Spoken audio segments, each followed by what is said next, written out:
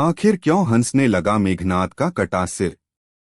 महर्षि वाल्मीकि द्वारा रचित हिंदू धर्मग्रंथ रामायण में उल्लेख मिलता है कि रावण के बेटे का नाम मेघनाद था। उसका एक नाम इंद्रजीत भी था। दोनों नाम उसकी बहादुरी के लिए दिए गए थे।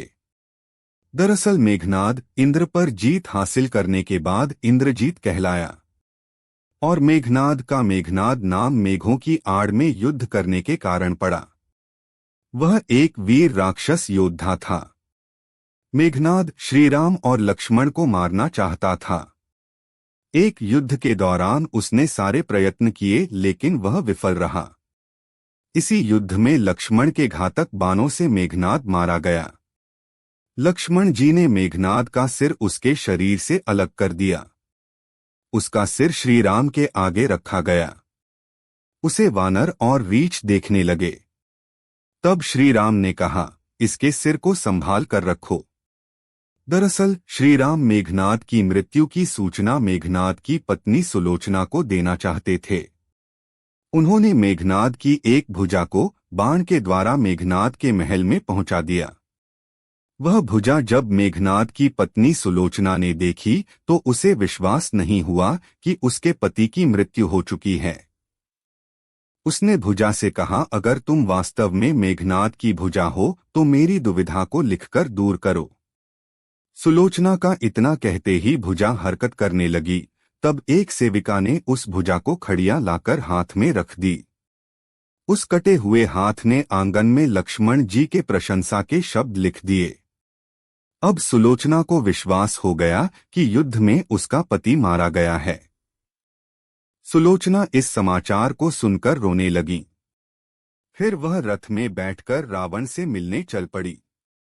रावण को सुलोचना ने मेघनाद का कटा हुआ हाथ दिखाया और अपने पति का सिर मांगा।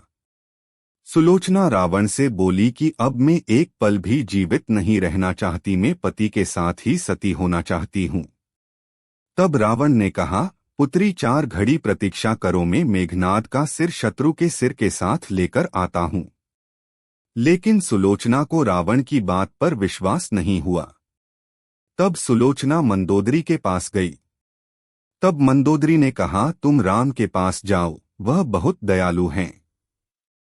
सुलोचना जब राम के पास पहुंची तो उसका परिचय विभीषण ने करवाया। सुलोचना ने राम से कहा, हे राम, मैं आपकी शरण में आई हूं। मेरे पति का सिर मुझे लौटा दें ताकि मैं सती हो सकूं। राम सुलोचना की दशा देखकर दुखी हो गए। उन्होंने कहा कि मैं तुम्हारे पति को अभी जीवित कर देता हूं। इस बीच उसने अपनी आप बीती भी सुनाई। सुलोचना ने कहा कि मैं नहीं चाहती कि मेरे पति जीवित होकर संसार के कष्टों को भोगें। मेरे लिए सौभाग्य की बात है कि आपके दर्शन हो गए। मेरा जन्म सार्थक हो गया। अब जीवित रहने की कोई इच्छा नहीं। राम के कहने पर सुग्रीव मेघनाद का सिर ले आए। लेकिन उनके मन में यह आशंका थी कि मेघनाद के कटे हाथ ने लक्ष्मण का गुणगान कैसे किया। सुग्रीव से रहा नहीं गया और उन्होंने कहा, मैं सुलोचना की बात को तभी सच मानूंगा जब यह नरमुंड हंसेगा। सुलोचना के सतीत्व की यह बहुत बड़ी परीक्षा थी। उसने कटे हुए सिर से कहा, हे स्वामी, जल्दी हंसिए, वरना आपके हाथ ने जो लिखा है उसे ये सब सत्य नहीं मानेंगे।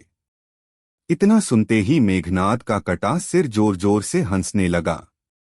इस तरह सुलोचना अपने पति की कटा हुए सिर लेकर चली गईं।